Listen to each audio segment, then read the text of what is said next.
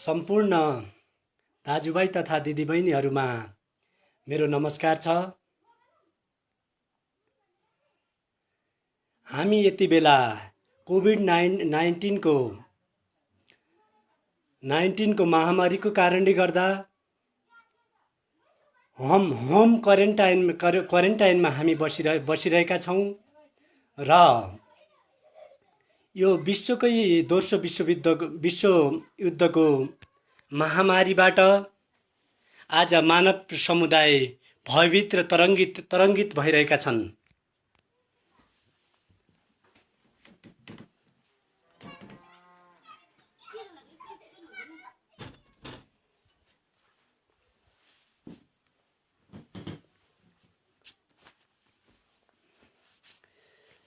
भयभीत र तरङ्गित भइरहेका छन् र यसको उन्मुक्तिबाट हामी यो कोभिडबाट हामीले उन्मुक्ति पाउनको निमित्त हामीले विभिन्न किसिमका हामीले सङ्घर्षहरू गरिरहेका छौँ। आज मानव समुदायलाई आज कोभिड 19 को कारणले गर्दा शारीरिक, मानसिक, संवेगात्मक लगायत मनोवैज्ञानिक हिसाबले आज प्रताडित गरिरहेको छ र सरकारले यति बेला कोभिडको महामारीको कारणले गर्दा नेपालमा लकडाउनको व्यवस्था गरेको छ र हामीले सरकारको निर्देशनलाई आत्मसात गरेर हामी घरमा बसिरहेका छौँ। सम्पूर्ण हामी घर परिवारहरू घरमा बसेर राज्यको चाहिँ निर्देशनलाई हामीले पालना गरेका छौँ। आदरणीय दाजुभाइ तथा दिदीबहिनीहरू, म तपाईँहरूलाई विनम्र आग्रह गर्न चाहन्छु। यति बेला हामी यो महामारीले हामीलाई चाहिँ सताइरहेको बेला, हामीलाई चाहिँ के हो भने प्रताडित गरिरहेको बेला, यसै बेला अवसर छोपेर भारतीय विस्तारवादले हाम्रो लिपुलेखमा आज चाहिँ सडक विस्तार गरेर आज उद्घाटन कार्यक्रम गरेको छ। सडक विस्तार गरेर आज उद्घाटन कार्यक्रम गरेको छ। त्यसको विरुद्धमा हामी सशक्त चाहिँ हामीले चाहिँ के हो भने आवाज बुलन्द गर्नै पर्दछ। आदरणीय दाजुभाइ तथा दिदीबहिनीहरू, म तपाईँहरूलाई आग्रह गर्दछु र म आज मेरो बोल्ने विषय तपाईँको नेपालको सार्वभौम सत्ता र भारतले सदियौं वर्षदेखि नेपालमाथि गर्दै आएको हस्तक्षेपको विषयमा म बोल्न गइरहेको छु। सर्वप्रथम त सार्वभौम सत्ता भनेको के हो बुझ्न जरुरी छ। सार्वभौम सत्ता भनेको कुनै पनि विस्तारवादी देशहरूले, साम्राज्यवादी देशहरूले उपनिवेशमा नपरेको देशलाई एउटा सार्वभौम स्वतन्त्र स्वाधीन देशलाई, एउटा स्वाधीन सार्वभौम र स्वतन्त्र देशलाई एउटा सार्वभौम देश भनेर भनिन्छ। हाम्रो देश नेपाल भनेको एउटा सार्वभौम र स्वतन्त्र देश हो, एउटा अछुण्ड र एउटा अविभाज्य देश हो। विश्वका देशहरू उपनिवेशको शिकार भएका छन्, तर हाम्रो देश नेपाल अहिलेसम्म विश्वका कुनै पनि देशबाट चाहिँ प्रताडित भएको छैन र उपनिवेश नभएको देश हो। एउटा स्वाधीन देशका हामी नागरिकहरू हौँ। त्यसैले तपाईँलाई म सार्वभौम स्वतन्त्र राष्ट्रको विषयमा म भनिरहेको छु। के हो त सार्वभौम स्वतन्त्र देश भनेर भन्दाखेरि तपाईँलाई म सजिलो भाषामा म भन्न गइरहेको छु र जनताको इच्छा, चाहना र आवश्यकता अनुसार राजनैतिक, आर्थिक, सामाजिक, कानुनी एवं व्यवस्थाको छनौट, समर्थन र विकास एवं परिवर्तन गर्न पाउने अधिकार हो। हामीले चाहिँ आफ्नो नीति नियम बनाउने र कानुन बनाउने र आफ्नो स्वविवेकले राज्यलाई परिचालन गर्न पाउने, राज्यलाई नियन्त्रण गर्न पाउने र आफ्नो राज्य सत्ता आफै चलाउन पाउने, आफ्नो स्वविवेकले चलाउन पाउने अधिकार नै सार्वभौम स्वतन्त्र देशलाई हुन्छ। सार्वभौम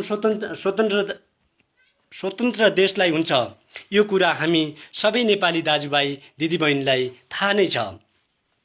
आज तपाईको विक्रम सम्वत 1870 मा इस्ट इन्डिया कम्पनी र नेपाल बीचमा भयानक युद्ध भएको थियो। त्यति बेला अंग्रेज र नेपाल बीचको 2 वर्षसम्म एउटा भीषण युद्ध भएको थियो। त्यो भीषणमा भीषण युद्धमा नेपाली जनताको वीरता त्याग अतुलनीय छ र नेपाली हाम्रा असल आमाका सपुतहरूले ब्रिटिस साम्राज्यवादीहरूलाई नाला पानी र सिन्धुली गढीबाट लखडेको इतिहास हाम्रो अगाडि सर्वविदितै छ। त्यस्तै गरी तपाईको सर्वविदितै छ र ब्रिटिस साम्राज्यवादले हारिसकेपछि विभिन्न चाहिँ षड्यन्त्रमूलक ढङ्गले विभिन्न उसले चाहिँ के हो भने जाल साँची गरेर विभिन्न किसिमका षड्यन्त्रहरू गरेर उसले नेपालको भूमिहरू लिने जुन किसिमको चाहिँ उसले अभिप्राय गर्यो र बेलायतले विभिन्न कूटनीतिक तौरले नेपालको शान्ति स्थिरताको लागि भनेर 1816मा नेपालमा अङ्ग्रेज शान्ति सन्धि गर्यो। त्यसलाई सुगौली सन्धि भनियो र त्यति बेला नेपालका विभिन्न भूभागहरू त्यति बेला चाहिँ आक्रमण भयो। त्यति बेला नेपालका भूमिहरू हामीले गुमाउनु पर्यो। सुस्ता, कालापानी, लिम्पियाधुरा, तपाईको चाहिँ कुमाऊ, अनि गढुवाल, नैनीताल, अयोध्या लगायत टिस्टादेखि काँकडा, सतलजसम्मको भूमि चाहिँ हामीले चाहिँ गुमाउनु परेको इतिहास छ। शासकहरू नेपालका राणाहरूले नेपालको भूमिलाई चाहिँ फिर्ता गर्न सकेनन् र त्यति बेलाका राष्ट्रवादीका पुजारी भन्नेहरू, राष्ट्रवादी हिमायती भन्नेहरू जवाहरलाल नेहरू, महात्मा गान्धीहरूले पनि नेपालको भूमिलाई फिर्ता गर्न चाहेनन्, जसको कारणले गर्दा नेपालका 72वटा क्षेत्रमा नेपालको भूमिहरू चाहिँ मिचिएको छ, जसको कारणले गर्दा 1816देखिको सुगौली सन्धिदेखि आजसम्म हामी नेपाली दाजुभाइ तथा दिदीबहिनीहरूले विभिन्न किसिमका दुःख कष्टहरू हामीले चाहिँ झेल्दै आएका छौँ। म भारतीय विस्तारवादीलाई म चुनौती दिन चाहन्छु। हामी वीर चाहिँ हामी गोर्खालीका सन्तान हौँ। हामी अमरसिंह थापा, भक्ति थापा, बलवर्द कुँवरका सन्तानहरू हौँ। हाम्रा पुर्खाहरूले चाहिँ आर्जेको मुलुकमा जसरी भारतीय विस्तारवादले बेलामा चाहिँ के हो भने नेपालको सिमानामाथि हस्तक्षेप गर्छ र नेपाली जनतालाई दुःख दिँदै आएको छ, यसका विरुद्धमा हामी हिजोदेखि आजसम्म हामी सशक्त ढङ्गले हामीले आवाज उठाइरहेका छौँ।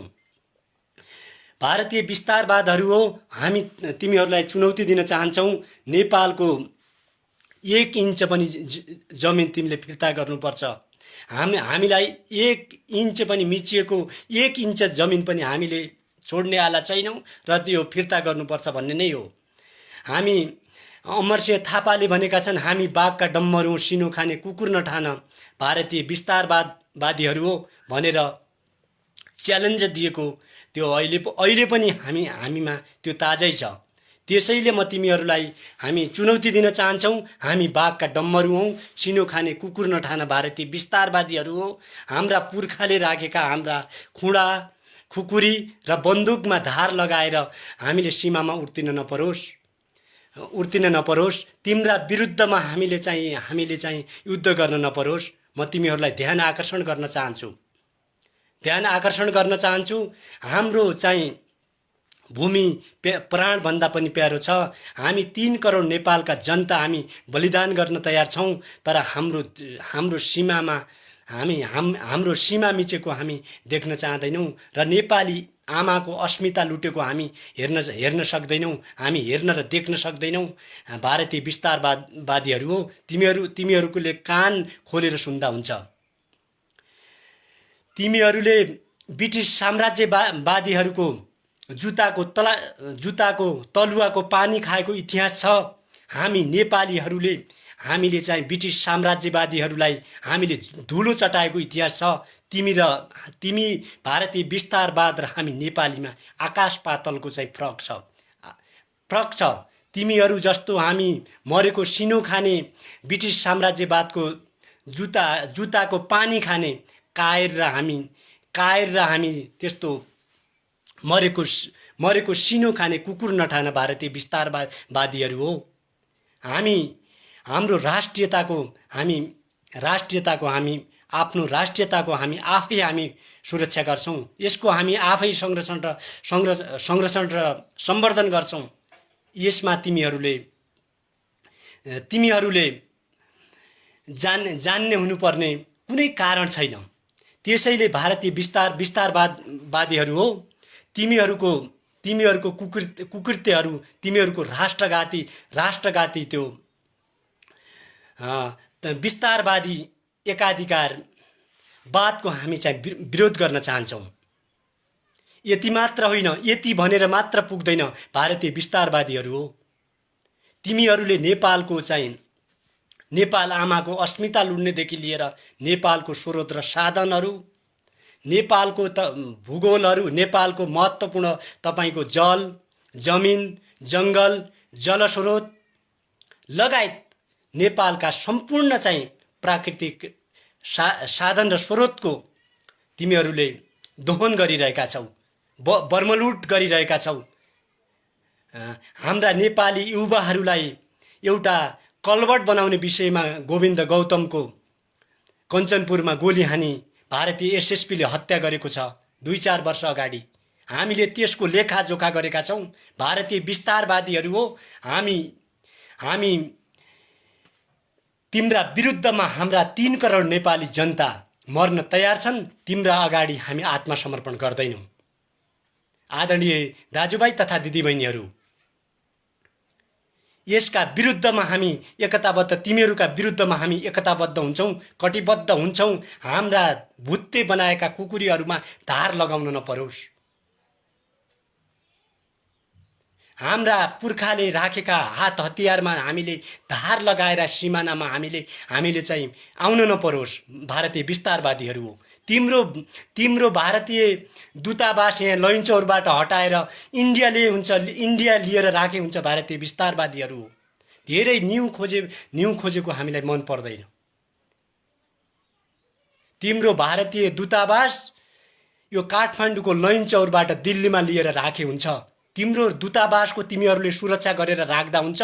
जति बेला पनि तिम्रो भारतीय दूतावासमा हमला हुन सक्छ। यो कुरालाई राम्रोसँग चाहिँ दिल्लीका शासकहरूले कान खोलेर सुन्दा हुन्छ। हामीलाई हेपेको मन पर्दैन। हाम्रो नेपाली आमाको इज्जतलाई लुटेको मन पर्दैन।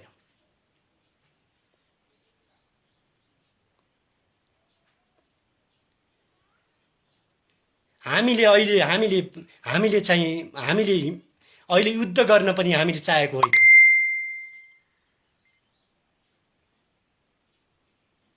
हामीले अहिले युद्ध गर्न पनि चाहेको होइन। तर तिमीहरूको त्यो अन्याय, अत्याचार र शोषण दमनले हाम्रो सीमा नागिसकेको छ। त्यसैले म तिमीहरूलाई खबरदार गर्न चाहन्छु। तिम्रो यो नेपालमा भएको लैनचौरमा राखेको भारतीय राजदूतावासमा जति बेला पनि हमला हुन सक्छ। यो कुरा भारतीय शासकहरूले कान खोलेर सुन्दा हुन्छ। म फेरि पनि दोहोऱ्याएर भन्छु, होइन भने नेपाली जनतामाथिको अन्याय अत्याचार, नेपालको राष्ट्रियतामाथिको अन्याय अत्याचार हामी सहेर कति दिन बस्ने? हाम्री आमालाई हामीले बलात्कार भएको कति दिन हेरेर बस्ने? हाम्रो दिदीबहिनीहरू सिमानामा सुरक्षित छैनन्। हाम्रा श्रमिकहरू आज चाहिँ तपाईले चाहिँ सिमानामा काम गर्न पाउँदैनन्। आज दिन दहाडै चाहिँ भारतीय एसएसबीबाट गोली खानुपर्ने जुन किसिमको बाध्यात्मक परिस्थिति छ, हामीले कति दिन हेरेर बस्ने? कति दिन हामीले हेरेर बस्ने? तिमीहरूको यो कुकृत्य हामीले कति दिन हेरेर बस्ने? तिम्रा विरुद्धमा हामीले चाहिँ युद्ध चाहिँ हामीले लड्नु पर्यो भने पनि हामी युवाहरू तयार छौँ। त्यसैले म तपाईहरूलाई, भारतीय शासकहरूलाई म झकझक्याउन चाहन्छु र म चेतावनी दिन चाहन्छु। हाम्रा चाहिँ 1950 देखिका असमान सन्धि सम्झौताहरू 1618 देखिका 18 को सुगौली सन्धिमा हाम्रा जति नेपालका भूमिहरू मिचिएका छन् सम्पूर्ण भूमिहरू भारतले फिर्ता गर्नुपर्छ, होइन भने तिम्रा विरुद्धमा तिम्रो चाहिँ कि लैनचौरमा राखेको भारतीय दूतावासमा जति बेला पनि युवाहरूले नाङ्गो खुकुरी समाएर हमला हुन सक्छ भारतीय विस्तारवादीहरू। यो कुरामा तिमीहरूले ख्याल गर। म फेरि पनि तिमीहरूलाई दोहोऱ्याएर भन्छु, म होइन भने हाम्रा 1816 देखि 16 को जुन सुगौली सन्धि तिमीहरूले कूटनीतिक ढङ्गले चाहिँ ब्रिटिस साम्राज्यवादले चाहिँ एउटा कूटनीतिक ढङ्गले जुन किसिमको चाहिँ यो शान्ति स्थिरता र समृद्धिको लागि भनेर चाहिँ सुगौली सन्धि गरेको थियो। सन् 1816 मा सुगौली सन्धि गरिएको थियो।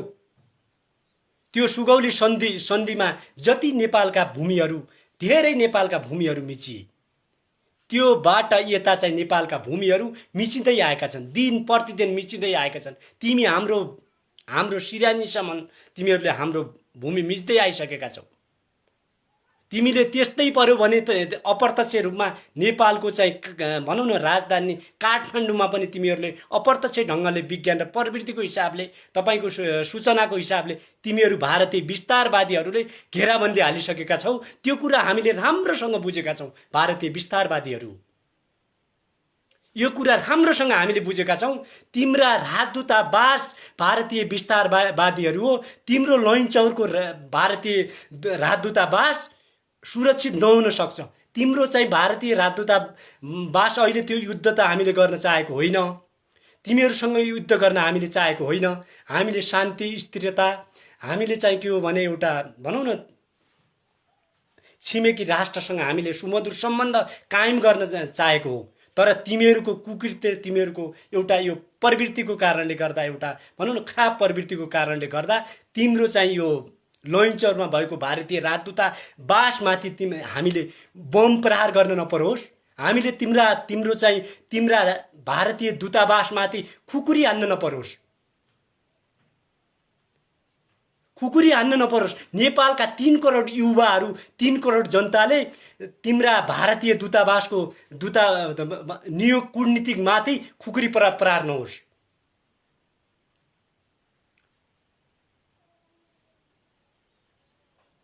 होइन भने हाम्रो चाहिँ नेपाली भूमिमाथि किन यस्तो अत्याचार, किन हाम्रा नेपाली नारीमाथिको यस्तो चाहिँ बलात्कृत भइरहेका छन्, हाम्रा सीमामा हाम्रा नेपाली दाजुभाइ किन सुरक्षित छैनन्? यो कुरामा भारतले ख्याल गर्नुपर्छ कि पर्दैन? हाम्रा नेपालका शासकहरू यो विषयमा चाहिँ बोल्न पर्छ कि पर्दैन? आफ्नो सत्ता टिकाउनको लागि भारतको चाहिँ गुलामी गर्ने, भारतको हाम्रा नेपालको सरकारले पनि ध्यान आकर्षण गर्न जरुरी छ। आज नेपालमा नेपाल कम्युनिस्ट पार्टी नेकपाको 2/3 सरकार छ। 2/3 आज नेपालमा सरकार छ। जनताले आज चाहिँ विकास र समृद्धिको निमित्त नेपालमा सुशान्ति नेपालमा शान्ति समृद्धि र स्थायित्वको लागि आज नेपाली जनताले नेकपालाई आज 2/3 चाहिँ सरकार बनाएर पठाएका छन्। आज नेपालमा आज नेकपा आज सरकारमा छ, आज सत्तामा छ। आज नेकपाका नेताहरूले आज नेपालको राष्ट्रिय स्वाधीनताको विषयमा सोच्न पर्छ कि पर्दैन? यति बेला नेपालको प्रधानमन्त्री, हाम्रो पार्टीको प्रधानमन्त्री केपी शर्मा ओली हुनुहुन्छ।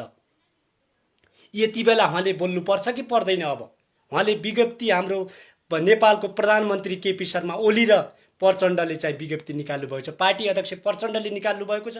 उहाँहरूलाई म धन्यवाद दिन चाहन्छु।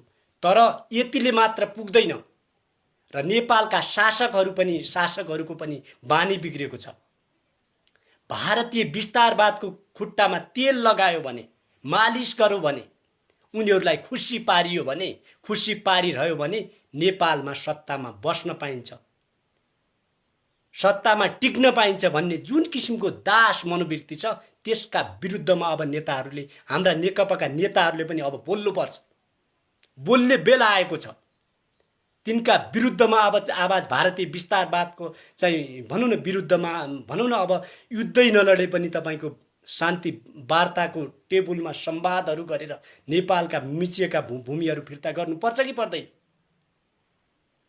वार्तामा बस्नुपर्छ कि पर्दैन? वाद विवाद छलफल गरेर निष्कर्ष निकाल्नु पर्छ कि पर्दैन? अब हाम्रो नेकपाको सरकारले प्रधानमन्त्री नेपालको प्रधानमन्त्रीले अब टेबुलमा बस्नु पर्छ कि पर्दैन? सत्ताको लागि हामीले भारतीय विस्तारमा नरेन्द्र मोदीलाई खुसी बनाउनु पर्ने कुनै कारण छैन। नेपालको भूमि बेचेर नरेन्द्र मोदीलाई खुसी बनाउनु पर्ने कुनै पनि कारण छैन। 3 करोड नेपाली जनताको भाग्य र भविष्यलाई लात हानेर भारतीय शासकहरूलाई, भारतीय विस्तारवादीहरूलाई खुसी बनाउनुको कुनै अर्थ छैन, कुनै तुक छैन, कुनै औचित्यता छैन, त्यसको कुनै मिनिङ छैन, जस्टिफिकेसन छैन। त्यसैले हाम्रो नेकपाको सरकारले, नेपालको प्रधानमन्त्री केपी शर्मा ओलीले नेपालका मिचिएका 1816 देखि भएका सुगौली सन्धिदेखि यताका सम्पूर्ण सन्धिहरूमा अब चाहिँ अन्तर्राष्ट्रिय अदालतमा गएर वार्ता गर्नुपर्छ, अब छलफल गर्नुपर्छ र चाहिँ अन्तर्राष्ट्रिय अदालतमा गएर मुद्दा हाल्नुपर्छ र नेपालको भूमिलाई फिर्ता गर्नुपर्छ। यो कुरामा नेपालको प्रधानमन्त्री, नेपालको सरकारले आँट गर्छ कि गर्दैन? गर्दैन भनेपछि नेपालको सरकारले यो कुरामा आँट गर्दैन भने नेपालको सत्तामा तपाईहरु नबस्नुस्, युवालाई तपाईहरुले जिम्मेवारी दिनुस्। युवाहरू मर्न तयार हुन्छन्, यो राष्ट्रको लागि मर्न तयार हुन्छन्, कुर्सीको लागि होइन। यो राष्ट्रको संरक्षण र सम्वर्धनको निमित्त, नेपाली जनताको भाग्य र भविष्यको फैसलाको निमित्त नेपाली जनता युवाहरू मर्न तयार हुन्छन्, तर भारतीय विस्तारवादसँग आत्मसमर्पण गर्दैनन्। यो कुरा सरकारले पनि बुझोस्, बुझ्नुपर्छ। र हामी सरकारलाई हामीले चाहिँ समर्थन गर्छौं, साथ दिन्छौं, सरकारलाई साथ दिन्छौं, हामी समर्थन गर्छौं। सरकारको सुरक्षा दिने काम हामी युवाहरूले गर्छौं। यो कुरामा विश्वासका साथ, एकदम उच्च स्वाभिमानको साथ केपी शर्मा ओलीले, हाम्रो पार्टीको अध्यक्ष पुष्पकमल दाहाल प्रचण्डले यो कुरा उच्च मनोबलका साथ, उच्च आत्मविश्वासको साथ वार्ता टेबुल गर्नु पर्यो र नेपालको भूमिहरूलाई अब फिर्ता गर्नुपर्छ। होइन भने नेपालको चाहिँ के हो भने सार्वभौम सत्तामाथि यस्तै चाहिँ किसिमको चाहिँ के हो भने तपाईको बर्मलुटहरू बाहिरने नेपालका युवाहरू, नेपालका विद्यार्थीहरू, नेपालका श्रमजीवी जनताहरू जहिले पनि चाहिँदाको भाँडो हुने, नचाहिँदाको ठाडो हुने। नेपालको जनताले, नेपालका युवाहरूले, नेपालका विद्यार्थीहरूले, नेपालका पत्रकारहरूले, नेपालका चाहिँ पुलिसहरूले नेपालको क्रान्तिमा, नेपालको परिवर्तनमा के योगदान गरेका छैनन्? 2007 सालमा जनताको योगदान छैन? क्रान्ति भएन? 2007 सालमा क्रान्ति भएन? 2007 सालमा पनि ठूलो क्रान्ति भएको थियो र कांग्रेसको पनि 2/3 सरकार आएको थियो। तर मातृका कोइराला सरकारमा चाहिँ गइसकेपछि, चाहिँ दिल्ली सम्झौता गरिसकेपछि मातृका कोइरालाले नेहरूको भक्त भएर काम गर्नुभयो। त्यो इतिहास त हामीलाई राम्रैसँग थाहा छ नि। मातृका कोइरालाले के गर्नुभयो हामीलाई राम्रोसँग थाहा छ। त्यति बेलाको राष्ट्रवादी नेहरूको भक्त भएर, नेहरूले जस्तो कपडा लगाउँछ, नेहरूले जस्तो टोपी लगाउँछ, जस्तो कोड लगाउँछ, जस्तो जुत्ता लगाउँछ, त्यस्तै जुत्ता चाहिँ के हो भने मातृका कोइरालाले लगाएर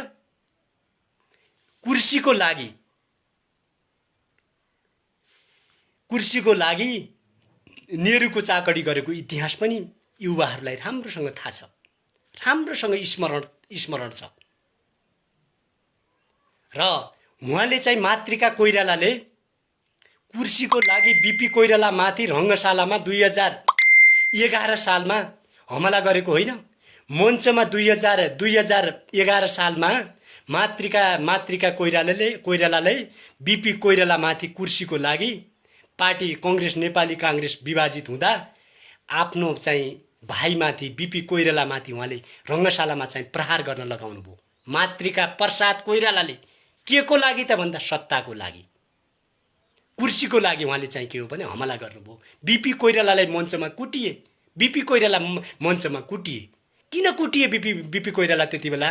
किन कुटिए भन्दाखेरि तपाईको के हो भने मातृका कोइराला भन्दा धेरै माथि बीपी कोइराला राष्ट्रवादी थिए, नेपाली जनताको पक्षमा थिए, नेपालको सार्वभौम सत्ताको पक्षमा थिए, नेपालको सार्वभौम सत्ताको पक्षमा थिए बिपी कोइराला, नेपालका किसान मजदुरको पक्षमा थिए बिपी कोइराला। त्यसैले चाहिँ के हो भने बिपी कोइरालालाई मातृका कोइरालाले कुर्सी नपाएको झोकमा आफ्नो सरकार चाहिँ ढलेको झोकमा कुण्ड लगाए। नेपालको इतिहास यस्तो छ, यस्तो इतिहास छ नेपालको। हो त्यस्ता पात्र, यस्ता राष्ट्रघाती नेताहरूलाई पहिचान गरेर युवाहरूले पहिचान गरेर कारबाही गर्नुपर्छ। राष्ट्रियताको विषयमा कुनै पनि यो पार्टी र त्यो पार्टी भन्न जरुरी छैन, म भन्न पनि भन्दैन। राष्ट्रियतामा सम्पूर्ण राष्ट्रियताको विषयमा सम्पूर्ण युवा, विद्यार्थी, मजदुर, किसान, सम्पूर्ण नेपाली दाजुभाइ तथा दिदीबहिनीहरू, मैले भने राष्ट्रियताको विषयमा पार्टी भनेन मैले, सम्पूर्ण नेपालका 3 करोड चाहिँ नेपाली जनता राष्ट्रियताको विषयमा एकताबद्ध हुन जरुरी छ, कटिबद्ध हुन जरुरी छ। एकजुट भएर चाहिँ के हो भने राष्ट्रियताको विषयमा चाहिँ हामीले लड्न सकेनौँ र बोल्न सकेनौँ भने हाम्रो देश नेपाल भोलि नरहन पनि सक्छ। अहिले तपाईको के हो भने तपाईको के छ, तपाईको नेपालगञ्जमा के छ? अब हामीले सबै चाहिँ धोती लाउनेहरूलाई हामी त एउटा उत्पीडित जाति, वर्ग, क्षेत्र र उपेक्षित वर्गको हामी राज्य सत्ताको परिकल्पना गर्छौँ। हामी कसैलाई धोती लाउनेहरूलाई, कोही काला कोही चाहिँ गोराहरूलाई हामीले विभेद गर्दैनौँ। हामी कम्युनिस्टहरूले हामीले विभेद गरेका पनि छैनौँ। तर भारतको चाहिँ के हो भने उसको पोलिसी चाहिँ तपाईको त्यो चाहिँ के हो भने सर्पले भ्यागुत्तो खाए जस्तो गर्ने नीति नै हो उसको। देखिन्छ, त्यो नीति देखिन्छ, त्यो नीति देखिरहेको छ, त्यो नीति देखिरहेको छ। भारतको त के हो भने भ्यागुत्तोलाई चाहिँ सर्पले खाए जस्तो नीति उसले अवलम्बन गरेको छ। हो, यसका विरुद्धमा त हामी, यो भारतका विरुद्धमा त हामी बोल्नै पर्छ। अब नेपाली दाजुभाइ चाहिँ यो भारतीय विस्तारवादका विरुद्धमा तपाईहरू बोल्नु भएन, चुप लागेर अब बस्नुभयो भने नेपाल भोलि चाहिँ के हो भने नरहने खतरा पनि हुनसक्छ। कञ्चनपुरको कुरा 2072 सालमा ठ्याक्कै चाहिँ डेट चाहिँ भयो, थाहा भएन। एउटा गोविन्द गौतममाथि चाहिँ के हो भने आफ्नो एउटा भूमिमा चाहिँ यो कडबल के भनौँ न, त्यो नहर बनाइरहेको चाहिँ बेलामा चाहिँ एसएसबीले गोली हानेर मारेको होइन, 3-4 वर्ष अगाडि मारेन। हाम्रा कति दिदीबहिनीहरूलाई चाहिँ के हो भने उसले चाहिँ कति दिदीबहिनीहरूको अस्मिता लुट्छ।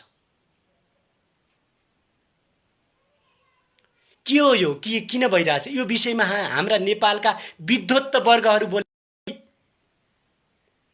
भारतसँग बोल्यो भने, भारतको विरोध गर्यो भने कुर्सी ढल्छ, मारिहाल्छ भारतले भनेर चाहिँ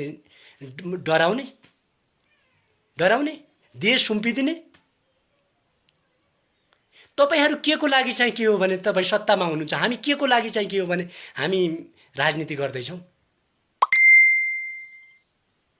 यो राष्ट्रको लागि होइन, यो देशका जनताको लागि होइन।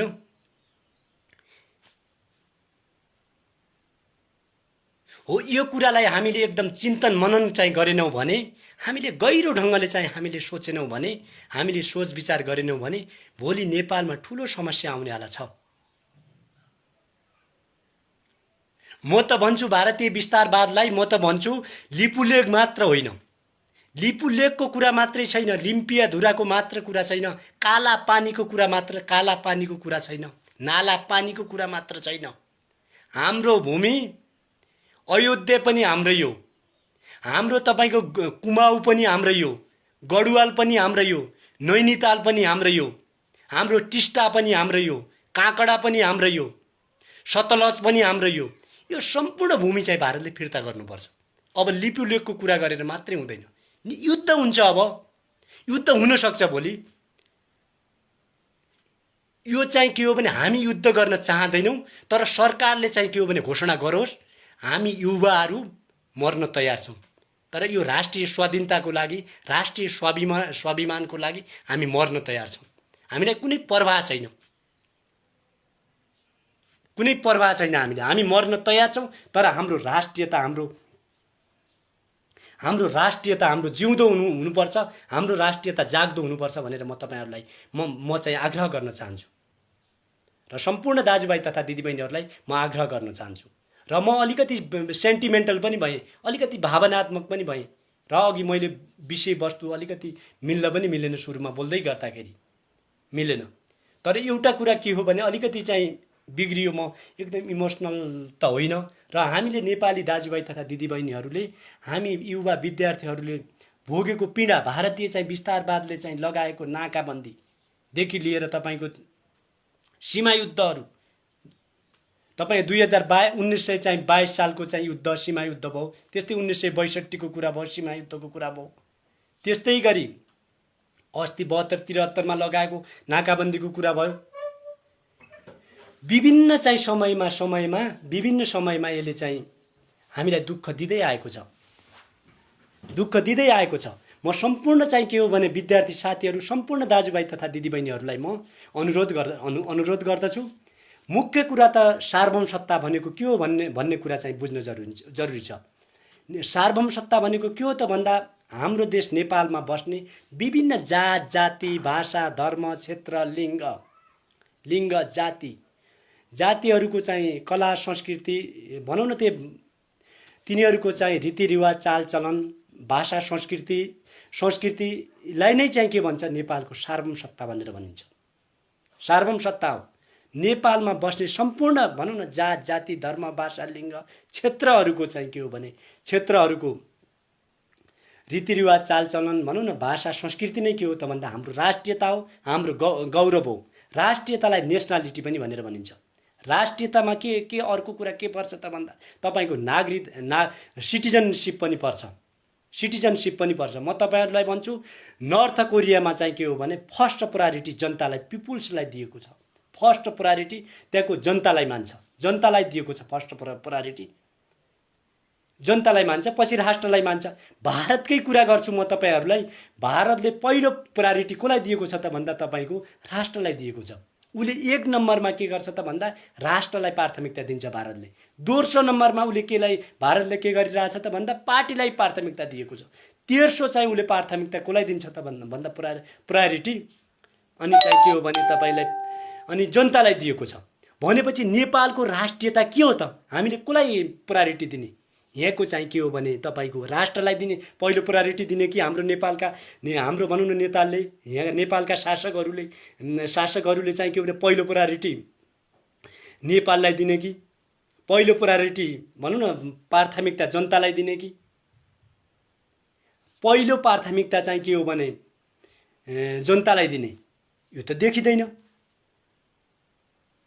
पहिलो प्राथमिकता कसलाई दिने भन्ने कुरा नै हाम्रो देशमा राम्रोसँग चाहिँ यसको चाहिँ छुट्याएको देखिँदैन हो। जसको कारणले गर्दा नेपालमा राष्ट्रियता सम्बन्धी समस्या भएको छ, राष्ट्रियता सम्बन्धी समस्या भएको छ। त्यसैले म तपाईलाई भन्छु, राष्ट्रियतालाई बलियो बनाउने महत्त्वपूर्ण फ्याक्टरहरू के हुन् त तपाईको राष्ट्रियतालाई चाहिँ भनौँ न तपाईँको बलियो बनाउने आधारहरू के हुन् त भन्दा मैले अघि भने नेपालको कला संस्कृति हो, धर्म हो, विभिन्न जात जातिहरूको तिनीहरूको भाषा संस्कृति हो, तिनीहरूको संरक्षण र सम्वर्धन गर्नु पर्यो भनेर भने। र अर्को के हो त भन्दा तपाईँको त्यस्तै अर्को महत्त्वपूर्ण चाहिँ आधार के हो त भन्दा तपाईँको राष्ट्रियतालाई मजबुत बनाउने चाहिँ तत्त्व के हो त भन्दा एकदम महत्त्वपूर्ण चाहिँ तत्त्व भनेको शिक्षा हो। राष्ट्रियतालाई मजबुत बनाउने चाहिँ तत्त्व भनेको के हो त भन्दा शिक्षा हो। नेपालको शिक्षा कस्तो छ त भन्दा नेपालको शिक्षालाई अपाङ्ग बनाइएको छ। नेपालको शिक्षा प्रणालीको मेरुदण्ड भाँचिएको छ। नेपालको शिक्षा प्रणालीलाई अपाङ्ग बनाएर, डल्लो बनाएर, कच्याकुचुक बनाएर राखिएको छ। नेपालको शिक्षा प्रणाली कस्ता मान्छेको हातमा छ त भन्दा नेपालको शिक्षा प्रणाली तस्करहरू, माफियाहरू, दलालहरू, भ्रष्टहरूको हातमा छ। हो, यी भ्रष्टहरू, दलालहरू, माफियाहरूको हातबाट नेपालको शिक्षालाई खोसेर, क्याप्चर गरेर सरकारले त्यो शिक्षालाई क्याप्चर गरेर खोसेर यसलाई चाहिँ के हो भने यसलाई राष्ट्रियकरण गर्नु पर्यो र नेपालको राष्ट्रिय स्वाभिमानको लागि आवाज उठाउने शिक्षा हुनु पर्यो। नेपालको शिक्षा जल जमिन जङ्गल जलस्रोतसँग चाहिँ जोडिएको एउटा व्यवहारिक र वैज्ञानिक शिक्षा हुनु पर्यो। राष्ट्रलाई एउटा बलियो बनाउने शिक्षा हुनु पर्यो। यो छैन। नेपालको शिक्षा प्रणाली त साधु सन्त र जोगी उत्पादन गर्ने शिक्षा भयो। तपाईको नेपालको शिक्षा प्रणाली त साधु सन्त र जोगी उत्पादन गर्ने नेपालको शिक्षा प्रणाली भयो।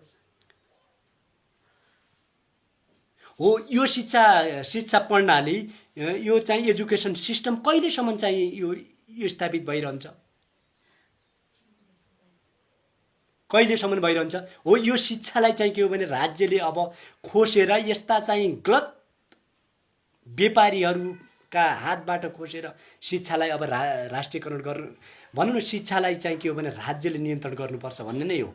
र शिक्षालाई नियन्त्रण गर्नुपर्छ, राज्यले नियन्त्रण गर्नुपर्छ, सरकारले नियन्त्रण गर्नुपर्छ भन्ने कुरा नै हो। अर्को कुरा म तपाईहरुलाई भन्छु, राष्ट्रियलाई महत्त्वपूर्ण राष्ट्रियतालाई भनौँ न, सार्वभौम सत्तालाई बलियो बनाउने चाहिँ के हो भने अर्को महत्त्वपूर्ण आधार के हो त भन्दा म कृषि हो। मैले भने पहिलो चाहिँ के हो भने राष्ट्रियतालाई तपाईको चाहिँ के बलियो बनाउने चाहिँ महत्त्वपूर्ण तत्त्व भनेको शिक्षा हो। त्यो शिक्षा भनेको राष्ट्रियताको के हो त भन्दा मेरुदण्ड हो। शिक्षा भनेको मेरुदण्ड हो। राज्यलाई राष्ट्रियतालाई उठाउने काम, हिनाउने काम कसले गर्छ त भन्दा शिक्षाले गर्छ। तर नेपालको शिक्षा अपाङ्ग भएको कारणले गर्दा नेपालको राष्ट्रियता कमजोर भयो। नेपालको शिक्षा मागी खाने शिक्षा भयो। नेपालको शिक्षा चाहिँ भनौँ न बेरोजगारी चाहिँ उत्पादन गर्ने एउटा कारखाना जस्तो भयो। र हो त्यसैले चाहिँ के हो भने अर्को महत्त्वपूर्ण तत्त्व चाहिँ के हो त भन्दा कृषि हो। कृषि तपाईको राष्ट्रियतालाई नेपालको सार्वभौम भने मजबुत बनाउने, राष्ट्रियतालाई चाहिँ के हो भने यसलाई मजबुत बनाउने चाहिँ तत्त्व कृषि हो। हो कृषिलाई नेपालको कृषि प्रणाली कस्तो छ त भन्दा तपाईँ हामी सबैलाई थाहा छ।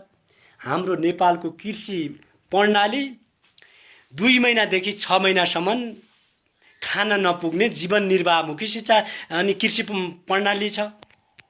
यो कस्तो छ त भन्दा तपाईको 2-3 महिनासम्म खान नपुग्ने र अर्को कुरा के हो त भन्दा यो एकदम परम्परागत छ। यो चाहिँ बाजेको पालादेखि जोड्ने मात्रै भन्ने कुरा बुझिया छौँ हामीले। अनि त्यसको चाहिँ के हो भने यसलाई हामीले वैज्ञानिकरण गर्न सकेको छैन राज्यले बिउ बिजनलाई चाहिँ के यो बिउ कृषिको बिउ बिजन बिउहरूलाई हैन मलहरूको चाहिँ के हो भने मलहरूको चाहिँ व्यवस्थापन गर्न सकेको छैन। र कृषिमा चाहिँ भएको परम्परागत चाहिँ खेती प्रणालीलाई आधुनिकीकरण सरकारले गर्न सकेको छैन। अनि यो कृषिको चाहिँ के हो भने राम्रो भण्डारणको चाहिँ के हो भने क्षेत्र छैन। के रे भण्डारणको व्यवस्था गर्न सकेको छैन। भण्डारणको व्यवस्था गर्न सकेको छैन। भण्डारणको व्यवस्था गर्न सकेको छैन। र हाम्रो कृषि प्रणाली पुरै परनिर्भर छ, भारतसँग पुरै परनिर्भर छ हाम्रो कृषि प्रणाली। हाम्रो यहाँ सागदेखि चाउचाउदेखि तपाईको चाउचाउदेखि तेलदेखि नुनदेखि यो दाल चामलदेखि लिएर सागदेखि लिएर अन्डादेखि लिएर दुधदेखि लिएर सम्पूर्ण उपभोग्य वस्तुहरू आपूर्तिका टोटल वस्तुहरूमा हामी भारतप्रति के गरिरहेछौँ त भन्दा पुरै निर्भर भएका छौँ। हामी कृषिमा पुरै कृषिमा चाहिँ के छ भन्दा परनिर्भर, हामी परनिर्भर भारतमा चाहिँ के हो भने निर्भर छौँ हामी। भारतले त अहिले टोटल चाहिँ के हो भने तपाईको त्यो विषादी हालेको तरकारीहरू खाद्यान्नहरू सम्पूर्ण खाद्यान्नहरू भक्काभक नेपालमा ल्याइरहेको छ। आज जसको कारणले गर्दा नेपालका युवा विद्यार्थीहरू, नेपालका भनौँ न नागरिकहरूको आज स्वास्थ्य स्थिति त्यो चाहिँ विषादी तरकारीहरूको कारणले गर्दा खाद्य सुरक्षाको कारणले गर्दा आज सबै मान्छेहरू चाहिँ के हो भने आज शारीरिक हिसाबमा मानसिक हिसाबमा आज स्वस्थ छैनन्। आज हो यो कुराको चाहिँ विश्वास, यो कुराको चाहिँ के हो भने राज्यले चाहिँ यो कुराको अब ख्याल गर्नुपर्ने बेला भएको छ। हाम्रो राष्ट्रियतालाई मजबुत बनाउनको निमित्त, हाम्रो सार्वभौम स्वतन्त्रतालाई, हाम्रो राष्ट्रिय सार्वभौम स्वतन्त्रतालाई मजबुत बनाउनको निमित्त, राष्ट्रियतालाई मजबुत बनाउनको निमित्त र विस्तारवादलाई घुँडा टेकाउनको निमित्त कृषिमा चाहिँ के हो भने विकास गर्न जरुरी छ। नेपालमा कृषि क्रान्तिको जरुरी छ, अब युद्धभन्दा पनि हो। त्यसैले नेपाल सरकारले अब भारतलाई हामीले गाली गरिरहनु भन्दा पनि अब नेपालमा कृषिमा अब चाहिँ विकास गर्नु पर्यो सरकारले। शिक्षाको कुरा त मैले गरिसकेँ हो। त्यसैले के हो भने जति सकिन्छ चाहिँ के हो भने राज्यले, सरकारले कृषिलाई चाहिँ के गर्नु पर्यो, विकास गर्नु पर्यो। हामी युवा विद्यार्थीहरू हामी गफ गरेर मात्रै अब बस्दैनौँ। हामी विकास निर्माणको काममा, कृषिमा हामी आफै काम गर्न चाहिँ हामी तयार छौँ। म आफै तयार छु, हामी आफै तयार छौँ। त्यस्तो योजना, नीति, कार्यक्रमहरू सरकारले ल्याउनु पर्यो, ल्याउनु पर्यो। अनि यो कार्यक्रम चाहिँ के हो भने जबसम्म चाहिँ के हो भने सरकारले ल्याउन सक्दैन तबसम्म यो देशको सार्वभौम सत्ता, अखण्डता गुम्ने चाहिँ के हो भने खतरा चाहिँ के हो भने यो चाहिँ दिन प्रतिदिन बढ्दो छ। यो घट्नेवाला छैन, यो त एकदम बढ्नेवाला छ। अब त्यसैले चाहिँ के हो भने अब यो कृषिलाई चाहिँ के हो भने सरकारले नियन्त्रण र यसको चाहिँ अनुगमन गर्नुपर्छ र कृषिमा चाहिँ के हो भने एक नम्बर चाहिँ के हो भने नम्बरमा अब प्राथमिकतामा चाहिँ सरकारले दिनुपर्छ। कृषिमा चाहिँ के हो भने सरकारले लगानी बढाउनुपर्छ र सम्पूर्ण चाहिँ के हो भने युवा विद्यार्थीहरूलाई, श्रमिक वर्गहरूलाई, युवाहरूलाई, विद्यार्थीहरूलाई पनि कृषि सम्बन्धी अनुसन्धानमा पठाउनुपर्छ र सम्पूर्ण चाहिँ एउटा उद्यमशील वर्ग लगायत सम्पूर्ण युवाहरूलाई चाहिँ कल कारखाना, उद्योग धन्दा लगायतको चाहिँ विषयमा चाहिँ के हो भने लगाउनुपर्छ। विकासको चाहिँ बाटोमा अब अगाडि बढाउनुपर्छ र अनि मात्र चाहिँ भारतले नेपालमाथि हस्तक्षेप गर्न पाउँदैन र नेपाललाई अन्याय अत्याचार गर्न पाउँदैन र नेपाललाई उसले दमन गर्न पाउँदैन, नेपाली जनतालाई चाहिँ उसले शोषण गर्न पाउँदैन भन्ने हो। अहिले त हामीले हरेक कुरामा भारतसँग हामीले हात थापेर माग्नु परेको छ। भारतले चाहिँ के हो भने 1 वर्ष नेपालमा नाकाबन्दी लाउने हो भने हामीले केही गर्नु पर्दैन। धेरै नेपालीहरू भोलि चाहिँ के हो भने भोगमरीले मर्नुपर्ने स्थिति भोलि नआउला भन्न सकिँदैन। त्यसको लागि सरकारले चाहिँ कार्यक्रमहरू, पोलिसी, नीतिहरू हाम्रो सरकारले के छ ल्याएको, खोइ त्यसको लागि सरकारले तयारी भएको त देखिँदैन। तयारी अब हुनुपर्छ कि पर्दैन? सरकारले तयारी भएन भने भोलि नेपालमा ठुलो महामारी चाहिँ के हो भने अब चाहिँ महामारी आउनेवाला छ। अहिले विश्व स्वास्थ्य सङ्गठनले पनि भनिसकेको छ, दोस्रो विश्वयुद्ध पछिको अब सबैभन्दा खतरा युद्ध भनेको अब चाहिँ के हो भने दोस्रो विश्वयुद्ध पछिको अब तेस्रो विश्वयुद्ध भयो भने भोलि भोगमरीको चाहिँ के हो भने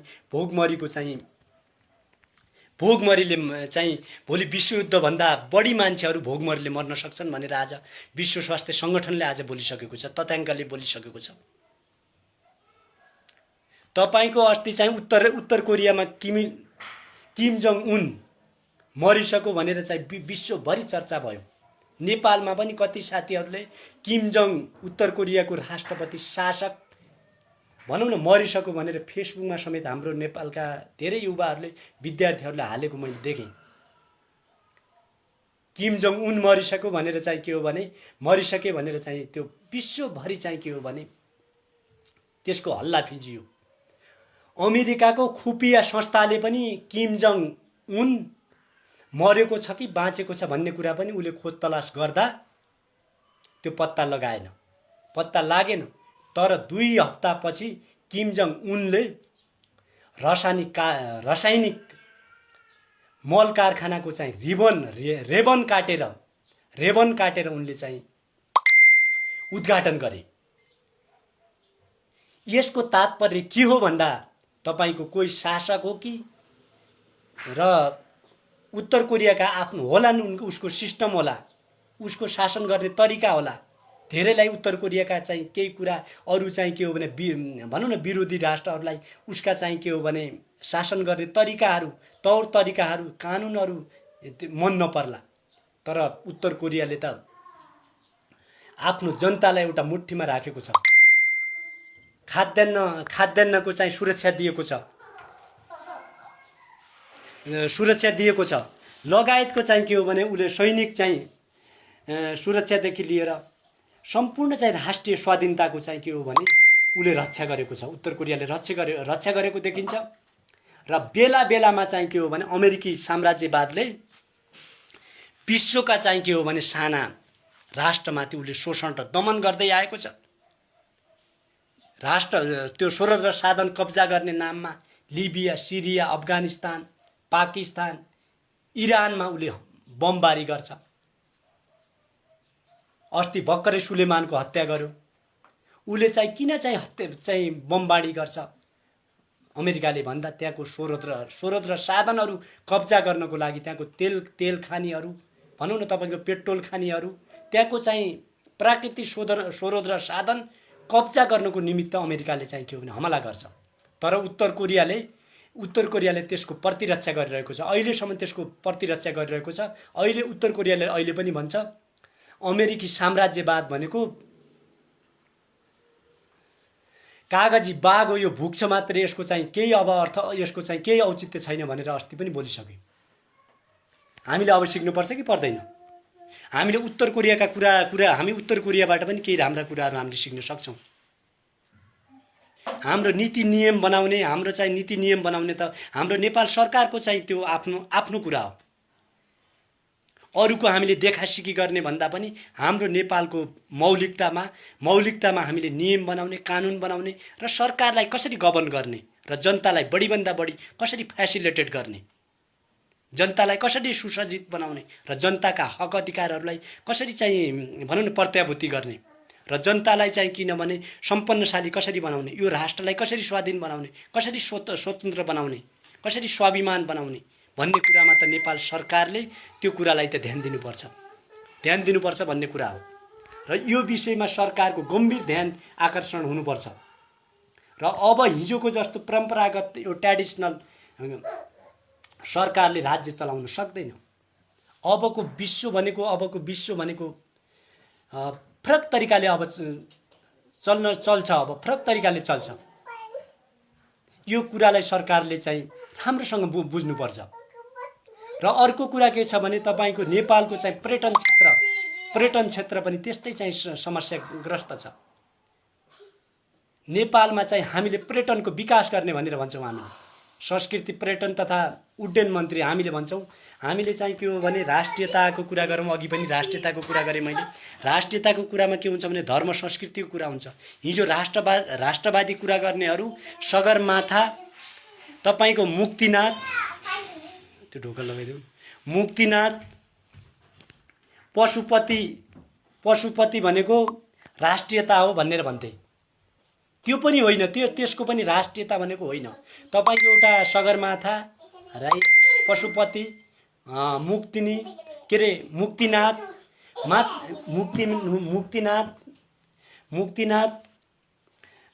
मात्रै चाहिँ के हो भने नेपालको राष्ट्रियता हो त भन्दा त्यो त्यति मात्र होइन। मुख्य कुरा त के हो भने जनता हो नि। जनताको चाहिँ के हो भने उसका भनौँ न कला संस्कृति, उसको रीतिरिवाज, उसको अधिकारको कुरा, जनताको कुरा पर्छ, जनताको नागरिकताको कुरा पर्छ। यी कुरा नै राष्ट्रियताका विषय हुन्। हो त्यसैले के हो त भन्दा राष्ट्रियता भन्ने कुरा त्यति सानो विषय छैन। राष्ट्रियता भनेको ठुलो, यसको चाहिँ क्षेत्र एकदम फ्राकिलो छ, एकदम ठुलो गहिरो विषय छ राष्ट्रियताको विषय। हो त्यसैले म तपाईहरुलाई भन्छु, अब नेपालमा जति किसिमका राष्ट्रघाती सन्धि सम्झौता भएका छन् त्यो नेपाली जनतालाई चाहिँ के हो भने तिनले जनतालाई चाहिँ दुःख दिने र नेपाली जनताहरूले जुन नेपालमा अहिलेसम्म भएका सन्धि सम्झौता छन् तिनले नेपाली जनतालाई शास्ति भोग्नु परेको छ। त्यस्तै 2016 सालमा भएको त्यति बेला कांग्रेसको चाहिँ 2/3 सरकार थियो। बीपी कोइरालाको पालामा सरकारमा भएको बेलामा गण्डक सम्झौता भयो। त्यस्तै तपाईको गण्डक सम्झौता भयो। त्यस्तै 2048 सालमा गिरिजाप्रसाद कोइरालाको चाहिँ भनौँ न त्यो शासनकालमा टनकपुर को चाहिँ सन्धि गरियो। त्यस्तै गरी 2052 साल 10 महिना 12 गते नेपालका प्रधानमन्त्री शेरबहादुर देउबा भारत भ्रमण जाँदा महाकाली सन्धि गरियो भन्ने कुरा हामीले यो भेटाउँछौँ र यस्ता चाहिँ सन्धि सम्झौता भएका छन्। तपाईको सन्धि सम्झौताहरू भएका छन्। त्यस्तै गरी माथिल्लो कर्णाली, पश्चिम सेती, कालापानी भारतीय सेना राख्ने विषय सम्झौताहरू डरपोक यो सम्झौताहरू डरपोक, दास मनोवृत्ति, अखण्डता भनौँ न दास मनोवृत्ति, चाकडी, चाब्लुसी, सत्तालोलुप प्रवृत्तिले नेपालको राष्ट्रिय सार्वभौमसत्ता, अखण्डता, नेपालको स्वाधीनतामाथिको राष्ट्रघाती सम्झौताहरू हुन्।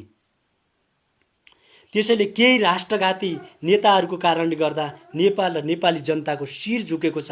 भारतीय शासकलाई खुसी बनाएपछि कुर्सीमा टिक्न पाइन्छ भन्ने जुन किसिमको एउटा बाल मनोरोग छ, यसका विरुद्धमा चाहिँ अब युवाहरू पनि जाग्नुपर्छ। सम्पूर्ण चाहिँ के हो भने युवा विद्यार्थीहरू जाग्नुपर्छ र सरकार सचेत र सङ्गठित ढङ्गले अब चल्नुपर्छ भन्ने नै हो। भारतीय शासकहरूलाई अब खुसी बनाएर नेपालको भूमिलाई सम्झौता गर्न अब दिनु हुँदैन र सरकारले पनि यस्ता कुरालाई चाहिँ अस्वीकार गर्न सक्नुपर्छ। अब तपाईहरुलाई भन्छु सार्वभौम भनौँ न राष्ट्रियताका सिद्धान्तहरू छन्। सार्वभौम समानताको सिद्धान्त छ, सार्वभौम समानताको सिद्धान्त छ र हाम्रो देश नेपाल भनेको एउटा सार्वभौम स्वतन्त्र देश हो। सार्वभौम समानताको सिद्धान्त छ। सार्वभौम स्वतन्त्र देशमा सार्वभौम समानताको सिद्धान्त हुन्छ र सार्वभौम समानताको सिद्धान्त भनेको के हो त भन्दा तपाईको कुनै पनि सार्वभौम स्वतन्त्र देश धनी होस् या गरिब होस्, ऊ चाहिँ सार्वभौम स्वतन्त्र देश हो भने ऊ गरिब भए पनि धनी भए पनि हैन, जनसङ्ख्याको हिसाबले सानो भए पनि आफ्नो सरकारलाई उले आफै चलाउन पाउने अधिकार एउटा सार्वभौम स्वतन्त्र राष्ट्रलाई त्यो अधिकार रहेको छ। त्यसले चाहिँ के हो भने आफ्नो सरकारलाई आफै चलाउन सक्छ र आफ्नो जनताको सुरक्षा गर्ने अधिकार त्यो सार्वभौम सरकारलाई हुन्छ। सार्वभौम स्वतन्त्र सरकारलाई हुन्छ, त्यो सार्वभौम स्वतन्त्र राष्ट्रलाई हुन्छ। आफ्नो नीति कस्तो बनाउने, कार्यक्रम कस्तो बनाउने, आफ्नो जनताको सुरक्षा कसरी गर्ने र भनौँ न सीमाको सुरक्षा कसरी गर्ने, भनौँ न महामारी भूकम्पबाट यसको चाहिँ भूकम्पबाट भनौँ न आउने विपत्तिहरूबाट कसरी चाहिँ यसलाई चाहिँ सुरक्षित गर्न सकिन्छ, त्यो कुरा सार्वभौम स्वतन्त्र समानताको सिद्धान्त अन्तर्गत पर्छ। त्यस्तै गरी तपाईको आन्तरिक मामलामा हस्तक्षेप गर्न नपाउने सिद्धान्त। कुनै पनि सार्वभौम स्वतन्त्र राष्ट्रमाथि त्यो भनौँ न तपाईको आन्तरिक मामलामा हस्तक्षेप गर्न कुनै पनि शक्तिशाली राष्ट्रले पाउँदैन। तर हाम्रो देश नेपालमा यसको ठ्याक्कै उल्टो भएको छ र आन्तरिक मामलामा भनौँ न आन्तरिक मामलामा हस्तक्षेप गर्न नपाउने सिद्धान्त अन्तर्राष्ट्रिय कानुनमा यो कानुनमा पनि उल्लेख छ र यो सिद्धान्तको आविष्कार भइसकेको छ।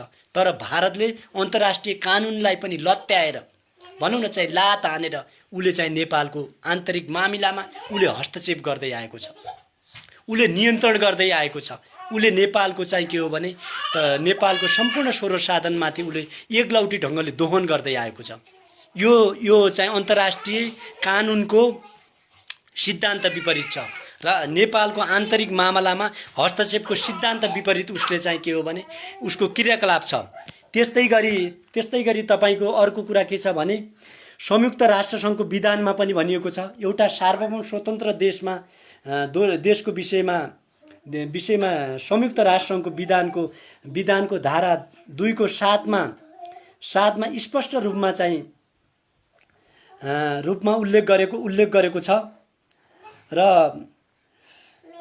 भनिएको छ र कुनै पनि देशमाथि चाहिँ के हो भने देशको आन्तरिक मामिलामाथि हस्तक्षेप गर्न पाइँदैन भनेर संयुक्त राष्ट्रसङ्घको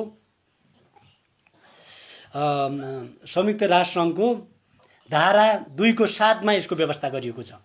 त्यसैले यसलाई लत्याएर भारतले के गरिरहेछ त भन्दा नेपालको चाहिँ नेपाल राष्ट्रमाथि यसले अन्याय गरिरहेको छ र अन्तर्राष्ट्रिय कानुनको यो सिद्धान्त भन्दा बाहिर गएर भारतले चाहिँ के हो भने भारतले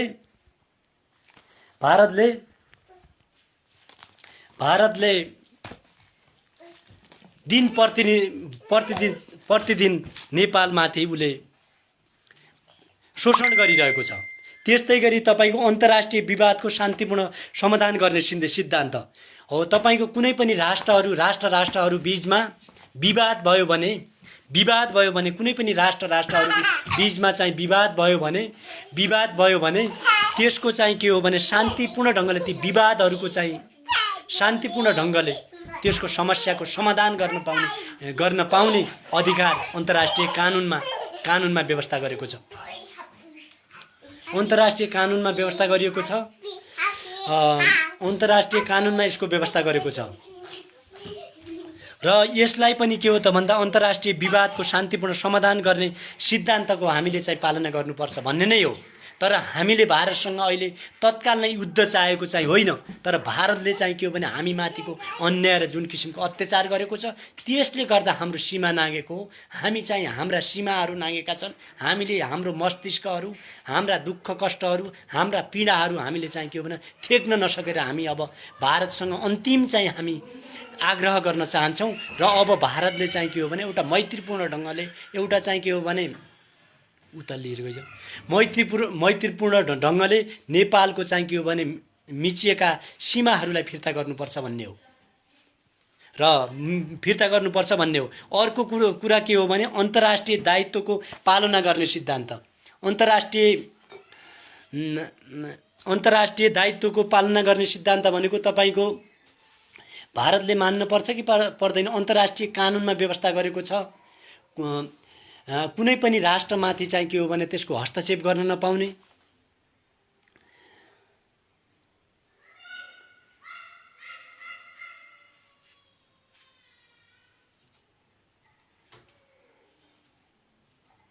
अनि अन्तर्राष्ट्रिय भनौँ न दायित्वको पालना गर्ने सिद्धान्त र भारतले चाहिँ के हो भने अन्तर्राष्ट्रिय दायित्वको सिद्धान्तको भारतले पालना गरेको छैन र कानुनलाई यसले चाहिँ के हो भने लोकतन्त्रका कुरा गर्छ, शान्तिका कुरा गर्छ, यसले समृद्धिको कुरा गर्छ, यसले भारतीयत्वको कुरा गर्छ। तर यसले चाहिँ के हो भने अन्तर्राष्ट्रिय कानुनलाई आफ्नो लोकतन्त्रलाई यसले आफै चाहिँ के हो भने धज्जी उडाइरहेको छ। यसले आफ्नै चाहिँ लोकतन्त्रमाथि यसले चाहिँ बन्चरले हानिरहेको छ। हो यो चाहिँ के हो भने भारतको कुकृत्यहरू, यो चाहिँ कुकृत्यको अन्त्य हुनुपर्छ। यो एकाधिकार, यो चाहिँ विस्तारवादको चाहिँ अन्त्य हुनुपर्छ भन्ने हो हामीले। अर्को कुरा तपाईको शक्तिको प्रयोग नगर्ने सिद्धान्त।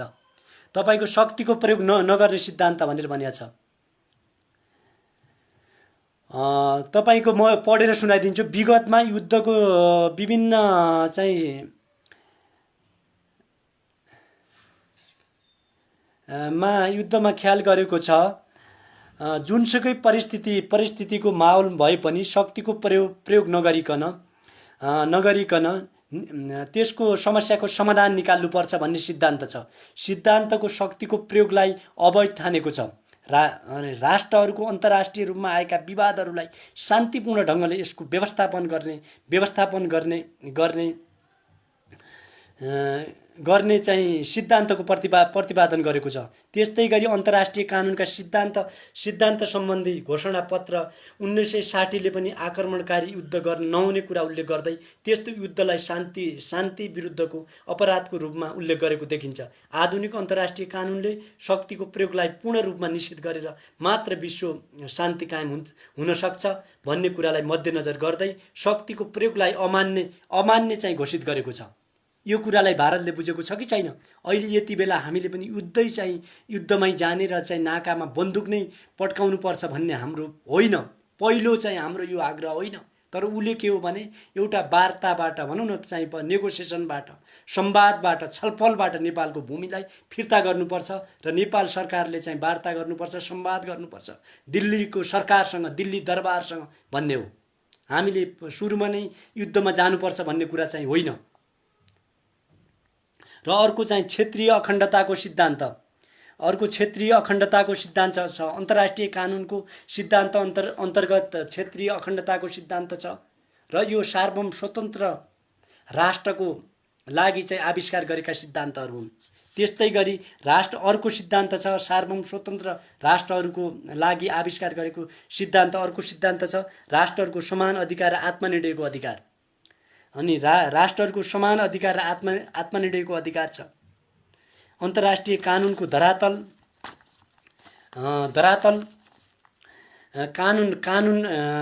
कानुन अनुसार सबै सार्वभौम राष्ट्रहरू समान हुन्छन्। राष्ट्रहरूको बीचमा भएको असमान स्थितिले त्यसको औपचारिकतामा प्रभाव पार्दैनन्। संवैधानिक दृष्टिले ती सबै राष्ट्रहरू समान हुन्छन् र ती सबै सार्वभौम राष्ट्रहरूलाई आधुनिक राष्ट्रहरूको कानुनले आत्मनिर्णयको अधिकार दिएको छ। विभिन्न समयमा राष्ट्रहरूको उपनिवेशको रूपमा रहेको बेलायतमा ती राष्ट्रहरू जस अन्तर्गत शासित हुन्थे र ती शासकहरू राष्ट्रकै राजनीति व्यवस्थालाई आत्मसात गर्नु नै बाध्यता थियो। राष्ट्रहरूको स्थापना पश्चात उपनिवेशको अन्त्य भएको हो। यो कुरालाई चाहिँ के हो भने भारतले यो कुरालाई राम्रोसँग बुझ्नुपर्छ भन्ने कुरा हो। मैले अन्तर्राष्ट्रिय सार्वभौम स्वतन्त्र मुलुकको लागि राष्ट्रको लागि अन्तर्राष्ट्रिय कानुनका सिद्धान्तहरू छन्। एकमा मैले अघि यसको व्याख्या पनि गरिसकेको छु। सार्वभौम समानताको सिद्धान्त, आन्तरिक मामलामा हस्तक्षेप नगर्ने सिद्धान्त, अन्तर्राष्ट्रिय विवादहरूको शान्तिपूर्ण ढङ्गले चाहिँ समाधान गर्ने सिद्धान्त, शक्तिको प्रयोग नगर्ने सिद्धान्त, अन्तर्राष्ट्रिय दायित्वहरूको चाहिँ पालना गर्ने सिद्धान्त, क्षेत्रीय अखण्डताको सिद्धान्त, तपाईको राष्ट्रको समान अधिकार र आत्मनिर्णयको सिद्धान्तहरू अन्तर्राष्ट्रिय कानुनमा यसको व्यवस्था गरेको छ। यो सिद्धान्तहरूको पालना भारतले गरेको देखिँदैन र उसले त एउटा चाहिँ मिच्याइको रूपमा एउटा चाहिँ भनौँ न विस्तारवादी एउटा हैकमवादको रूपमा भारतलाई उसले पेलेको छ र अन्तर्राष्ट्रिय कानुनहरूलाई पनि यसले चाहिँ मानेको छैन र यसको मूल्य मान्यताहरूलाई यसले अनुसरण गरेको छैन, यसले अवलम्बन गरेको छैन र अन्तर्राष्ट्रिय कानुनहरूको पनि यो भारतले चाहिँ खिल्ली उडाइरहेको छ। हो त्यसैले चाहिँ के हो भने हाम्रो सरकारले, हाम्रो नेपालको सरकारले अन्तर्राष्ट्रिय अदालतमा गएर यो चाहिँ नेपालमा भएका जुन असमान सन्धि सम्झौताहरू छन् यस फिर्ता गराउनुको निमित्त अन्तर्राष्ट्रिय अदालतमा गएर मुद्दा हाल्नुपर्छ भन्ने नै हो।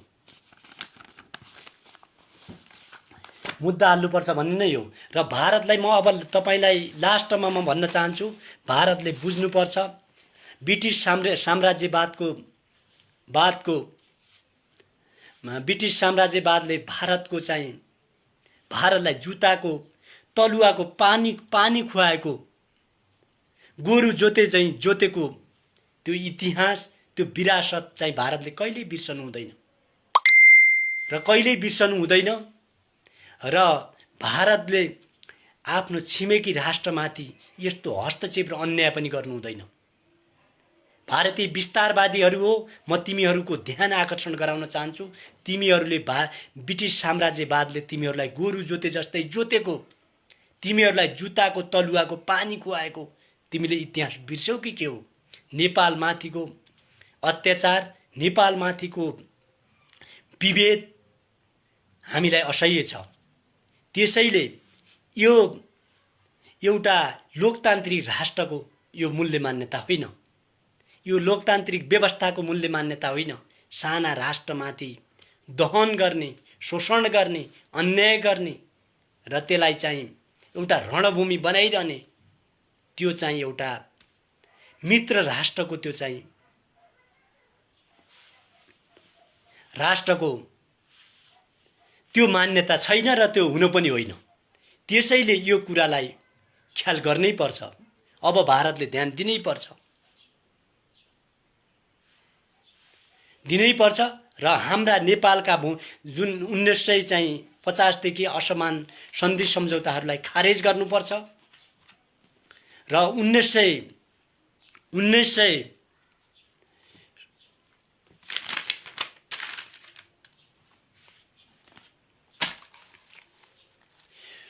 1916 देखि 16मा भनौँ न जुन सुगौली सन्धि भयो त्यसलाई शान्ति सन्धि भनियो। त्यो सन्धि यताका सम्पूर्ण चाहिँ सन्धि सम्झौताहरू जति भएका छन् त्यसलाई बिना हिचकिचाउटका साथ भारतले फिर्ता गर्नुपर्छ। भारतले फिर्ता गर्यो। नेपाल राष्ट्रमाथि एउटा नेपालको सार्वभौम राष्ट्रमाथि एउटा सम्मान व्यवहार गर्यो। एउटा चाहिँ भाइचाराको चाहिँ के हो भने यसले चाहिँ एउटा भनौँ न एउटा समकक्षी राष्ट्रको चाहिँ व्यवहार गर्यो। मित्रता कायम गर्यो भने भारतसँग हाम्रो चाहिँ भोलि मित्रता हुन सक्छ, सम्बन्ध अगाडि बढ्न सक्छ। नत्र भने भारतसँग सम्बन्ध चाहिँ अगाडि बढ्नेवाला छैन र बढ्नु पनि हुँदैन हो। त्यसैले हामी अब धेरै दिन हामी पर्खेर बस्न सक्दैनौँ अब भन्दै सम्पूर्ण साथीहरूले चाहिँ हेर्नुभएका सम्पूर्ण साथीहरूलाई म हेरिरहनु भएका छ। धेरै साथीहरूले हेर्नुभएको छ होइन। म धेरै साथीहरूलाई मैले सम्झेको छु। सम्पूर्ण हेरिरहनु भएको साथी हाम्रो महेशजीले हेर्नु भएको छ होइन। हाम्रो भाइ ताचलको होइन भाइले हेर्नु भएको छ। लगायत हाम्रो सरहरूले हेरिरहनु भएको छ। म हेरिरहनु भएको छ। म सम्पूर्णलाई म धन्यवाद दिन्छु र केही लागेका कुराहरू छन् भने पनि तपाईहरुले चाहिँ यसमा लेख्न सक्नुहुन्छ, कमेन्ट गर्न सक्नुहुन्छ र प्रश्न चाहिँ गर्न सक्नुहुन्छ। केही मनमा लागेका कुराहरू छन् भने यो चाहिँ कुनै पनि विषयवस्तुमा म विज्ञ भएर नै चाहिँ त्यस्तो विशेषज्ञ पनि म होइन हैन। एउटा राष्ट्र दुखिरहेको बेला, राष्ट्रका जनताले चाहिँ दुःख पाएको बेला मैले चाहिँ के हो भने एउटा राष्ट्रप्रतिको मेरो चाहिँ एउटा जिम्मेवारी, एउटा कर्तव्यबोध, एउटा नागरिकको हैसियतले भनौँ न, म एउटा विद्यार्थीको हैसियतले, एउटा सचेत नागरिक र एउटा विद्यार्थी, एउटा नेताको हैसियतले मैले चाहिँ यति बेला राष्ट्रियतामाथि, नेपाल आमामाथिको एउटा दुःख कष्ट भनौँ न, नेपाली आमामाथिको चाहिँ अस्मिता लुटिरहेको बेला मैले तपाईलाई सहन नसकेर त्यो पीडाले मलाई चाहिँ एकदम छटपटी भइसकेपछि पीडाले सहन नसकेर म यो चिच्याउन म यो चाहिँ तपाईको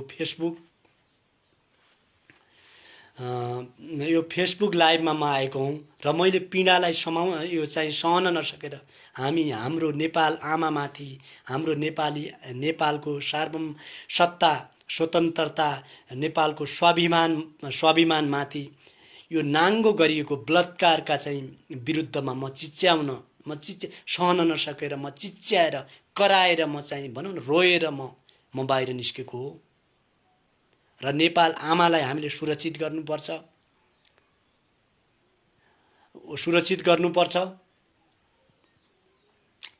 र यो आमाको चाहिँ के हो भने अस्मिता चाहिँ बचाउने जिम्मा हामी सचेत युवाहरूको काँधमा छ, सचेत हामी विद्यार्थी साथीहरूको काँधमा छ, सचेत भनौँ न त नेपालको चाहिँ प्रशासनको भनौँ न नेपाल प्रहरीको काँधमा छ, नेपालको सशस्त्र प्रहरीको काँधमा छ, त्यस्तै गरी नेपाली सेनाको काँधमा छ, त्यस्तै गरी नेपालको अनुसन्धान ब्युरोको काँधमा छ। यो सम्पूर्ण हामी तर तबकाका सम्पूर्ण निकायका भनौँ न नेता, कर्मचारी, पत्रकार, बुद्धिजीवी, श्रमिक, मजदुर, किसान, विद्यार्थी सम्पूर्ण एकताबद्ध, कटिबद्ध भएर एक ढिक्का भएर राष्ट्रियताका विषयमा एकजुट हुनुपर्छ, कटिबद्ध हुनुपर्छ। यसका विरुद्धमा एक ढिक्का भएर, एक मुट्ठी भएर हामी चाहिँ लड्नुपर्छ भन्ने कुरा नै हो। अहिलेको महत्त्वपूर्ण विषय भनेको पनि यही नै हो। त्यसैले मैले चाहिँ के हो भने कुनै विषय एउटा विद्वत्त वर्गहरू पनि अब बोल्नुपर्छ। विद्वत्त वर्गहरू अहिले भनौँ न बुद्धिजीवी वर्गहरू भनाउँदाहरू पनि अहिले चाहिँ विद्वत्त वर्गहरू भनाउँदाहरू पनि अहिले बोल्नुपर्छ, ब्युजिनुपर्छ। अब सुतेर हुँदैन। नेपालका सीमाविदहरू पनि कहाँ छन्, तिनीहरू कहाँ छन्, उड्नुपर्छ, बिउजिनुपर्छ। नेपालका सीमाहरूको विषयमा, मिचिएका सीमाका विषयमा अब सीमाविदहरूले पनि अब बोल्नुपर्छ। नेपालका बौद्धिक वर्गहरू भनाउँदाहरू, भनौँ त विद्वत वर्ग भनाउँदाहरूले पनि अहिले अब चाहिँ अलिकति बोल्नु पर्यो, राष्ट्रको विषयमा बोल्नु पर्यो। र एउटा कुरा, दुःखको कुरा मैले तपाईँलाई लास्टमा म भन्न चाहन्छु, नेपालको चाहिँ भूमि चाहिँ भनौँ न त्यो अतिक्रमण गरिरहेको बेला नेपालको पुलिस चाहिँ जिम्मेवार भएन, नेपालको सशस्त्र प्रहरी चाहिँ जिम्मेवार भएन, र नेपाली सेना जिम्मेवार भएन, नेपालको अनुसन्धान ब्युरो चाहिँ के हो भने जिम्मेवार भएन, सरकारलाई चाहिँ सूचना प्रवाह गरेन। यो राष्ट्रप्रति जिम्मेवार भएन भने यो देशमा जिम्मेवार को हुन्छ? विद्यार्थी नेता जिम्मेवार भएन, पत्रकार चाहिँ जिम्मेवार भएन भने यो देशको जिम्मेवार, यो राष्ट्रलाई बोक्ने काँधमा कसले हाल्छ? विषय गम्भीर छ। त्यसैले चाहिँ के हो भने हामी सम्पूर्ण चाहिँ क्षेत्रका जहाँ जहाँ छौँ त्यहाँबाट हामी उड्नुपर्छ र यो राष्ट्रियताको विषयमा एक ढिक्का भएर लड्नुपर्छ भन्ने हो। र राष्ट्रियताका विषयमा चाहिँ अब हामी छुटिन जरुरी छैन, र यो पार्टी र ऊ पार्टी भनेर चाहिँ पनि अब लड्न जरुरी छैन। राष्ट्रियताको विषयमा कोही बढी राष्ट्रवादी, कोही कम राष्ट्रवादी भनेर हामीले चाहिँ बढी राष्ट्रवादी, कोही बढी राष्ट्रवादी हुने, कोही कम राष्ट्रवादी हुने भन्ने चाहिँ हुँदैन। किन हुँदैन? किनभने सबैलाई यो राष्ट्रप्रतिको माया छ, प्रेम छ, स्नेह छ। म तपाईहरुलाई उदाहरण दिन चाहन्छु। आज कोभिडले आज थला परिरहेको बेलामा तपाईको भारतमा काम गर्न गएका हाम्रा मजदुर दाजुभाइहरू आज रातारात हिँडेर मर्न पाए पनि हामीले नेपालमै मर्न पाउनुपर्छ। खान पाए पनि नपाए पनि, बिरामी भए पनि, भोको रहे पनि, पीडा भए पनि, दुःख भए पनि, कष्ट भए पनि, जे भए पनि हामी नेपालमै मर्न पाउनुपर्छ भनेर भारत लगायत अरबदेखि, मलेसियादेखि, जापान, कोरिया, अस्ट्रेलिया, अरब लगायतका देशबाट आज बोलिरहेका छन्। आज हामीले नेपालमै मर्न पाउनुपर्छ भनेर बोलिरहेका छन्। आज भारतमा काम गर्न गएका श्रमिकहरू रातारात हिँडेर, आज भनौँ न पैदल हिँडेर चाहिँ के हो भने भोकै महिनौं लगाएर चाहिँ महाकालीमा हाम फाल्छन्। किन हाम फाल्छन् त तपाईलाई भन्दा त्यो राष्ट्रप्रतिको प्रेम हो। राष्ट्रप्रतिको चाहिँ के हो भने त्यो एउटा माया हो, ममता हो, राष्ट्र प्रेमी त्यो भावना हो, त्यो विचार हो। त्यसलाई हाम्रो सरकारले, प्रदेश सरकारले, त्यहाँको स्थानीय चाहिँ भनौँ न स्थानीय सरकारले, भनौँ न त्यो मेयर उपमेयरहरूले, वडा अध्यक्षहरूले, त्यहाँका सांसदहरूले, त्यहाँका मन्त्रीहरूले स्वागत गर्ने ठाउँमा बिचारा महाकालीमा हाम फालेको मान्छेलाई निवस्त्र ढङ्गले भनेको तपाईको नाङ्गै कपडै नभएको मान्छेलाई चाहिँ सडकमा डुलाएर उल्टो चाहिँ के सीमा पारी लिएर उलाई दुःख दिने काम गरिएको छ। यो सरासर चाहिँ यो गलत छ। यो चाहिँ भनौँ न राष्ट्रमाथिको चाहिँ यो बेजेत हो, यो बेइज्जती हो, राष्ट्रमाथिको यो धोका हो। त्यसैले के हो भने यो एउटा उदाहरण हो। आफ्नो राष्ट्रको लागि कोही महाकालीमा हाम पाल्छ भने, नेपाल आउनको लागि हाम पाल्छ भने त्यसको व्यवस्थापन सरकारले गर्न सक्नुपर्छ कि पर्दैन? सरकारको काम पनि हो, हाम्रो काम पनि हो। त्यो हामीले तिनीहरूको व्यवस्थापन गर्न सक्नुपर्छ कि पर्दैन? हामीले व्यवस्थापन गर्न सक्दैनौँ भने त्यो सरकारको दायित्व बोध गर्न हामीले सक्छौँ कि सक्दैनौँ? सरकारले यो दायित्व बोध गर्न सक्छ कि सक्दैन? हो, यो सक्नुपर्छ। अब सरकारले सक्नुपर्छ। र विदेशमा जति चाहिँ हाम्रा युवाहरू छन्, विद्यार्थीहरू छन्, मजदुर छन्, भनौँ न तिनीहरू सबै चाहिँ के हो भने आज नेपालमै चाहिँ मर्नुपर्छ। अहिले कोभिडमा चाहिँ थन्किरहेका छन्। कोभिड-19 को कारणले उनीहरू एउटा भनौँ न विश्वभरि थन्किरहेका छन्। लगभग 60 लाख चाहिँ युवा विद्यार्थीहरू चाहिँ नेपालीहरू विदेशमा छन् भन्ने सुनिन्छ। तिनीहरू भोलि नेपालमा आए भने त्यसको व्यवस्थापन राज्यले कसरी गर्छ? यो कुरामा राज्यले चाहिँ ध्यान आकर्षण गर्न जरुरी छ। नेकपाको 2/3 सरकार छ, हामीलाई पनि गर्व छ। यो नेपालमा कम्युनिस्ट पार्टीले ठुलो चाहिँ बलिदान गरेको छ नेपाली जनताको लागि। ठुलो चाहिँ तपाईको चाहिँ त्याग गरेको छ, बलिदान गरेको छ कम्युनिस्ट पार्टीहरूले। दुईटा कम्युनिस्ट पार्टीहरू एक भएको छ। यो आज हाम्रो लागि खुसीको कुरा हो। तर नेपालमा प्रतिक्रियावादीहरू, यथास्थितिवादीहरू, अराष्ट्रिय तत्त्वहरूले नेपालको कम्युनिस्ट पार्टीहरूलाई कमजोर बनाउन चाहेका छन्। तर हाम्रो यसमा दुई मत, हामी यिनका विरुद्धमा हामी लड्छौँ। कम्युनिस्ट पार्टीहरूलाई कमजोर बनाउन चाहेका छन्, तर कम्युनिस्ट पार्टी कमजोर भएर होइन, फुटेर होइन, विचलित भएर होइन, एकले अर्कोलाई आरोप प्रत्यारोप लगाएर होइन, एकले अर्कोलाई गाली गलौज गरेर होइन। अब हामी कम्युनिस्ट कार्यकर्ता, कम्युनिस्ट पार्टी एकताबद्ध हुनुपर्छ, कटिबद्ध हुनुपर्छ। तर सरकारले भनौँ न हाम्रो पार्टीको भनौँ न अहिले सरकारमा हुनुभएका मन्त्रीहरू, अहिले केपी ओली भनौँ न नेपालको प्रधानमन्त्री, हाम्रो पार्टीको प्रधानमन्त्री केपी ओली सरकारमा हुनुहुन्छ, सत्तामा हुनुहुन्छ। उहाँ जिम्मेवार ढङ्गले चाहिँ के हो भने राष्ट्रको लागि कटिबद्ध भएर चाहिँ लड्न सक्नुपर्छ। यस्तो ठुलो ऐतिहासिक अवसर यो असाधारण चाहिँ अवसर अब आउने, यो अवसरलाई हामीले खेर फाल्नु हुँदैन र हाम्रो सरकारले खेर फाल्नु हुँदैन भन्ने हो। हामीलाई कुनै पाएको नपाएको कुरा होइन। हामी युवालाई केही पाएर नपाएर